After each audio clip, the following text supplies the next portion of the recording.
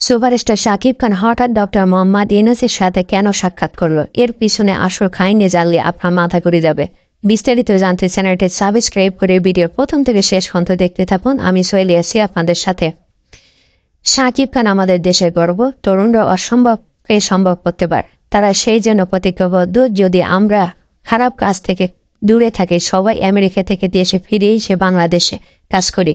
October থেকে শুরু হচ্ছে শাকিব খানের পরবর্তী সিনেমার শুটিং, আর সেই জন্য বিশ্বের সবচেয়ে দামি ক্যামেরা XFL4Q বাংলাদেশে আনার জন্য অনুমতি নিয়ে ডক্টর মোহাম্মদ ইউনূসের কাছে আবেদন করেন বাংলাদেশের নাম্বার 1 সুপারস্টার শাকিব খান এবং প্রফেসর ডক্টর মোহাম্মদ ইউনূস শাকিব খানের আবেদন মঞ্জুর করেন এবং অনুমতি দিয়েছেন যাতে বিশ্বের সবচেয়ে দামি ক্যামেরা FLQ4 বাংলাদেশে আনতে পারে এবং বরাবর সিনেমার শুটিং করতে পারে।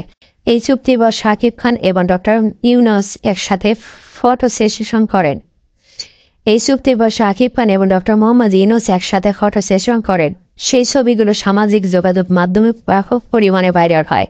তবে এই নিশ্চিত যে বিশ্বের সবচেয়ে দামি ক্যামেরা দিয়ে বরাবর সিনেমার শুটিং করলে কেমন হবে। আপনাদের কাছে কেমন লাগলো ভিডিওটি কমেন্ট করে কমেন্ট বক্সে জানিয়ে দেবেন। ভালো থাকবেন। ভিডিওটি সম্পূর্ণ দেখার জন্য ধন্যবাদ।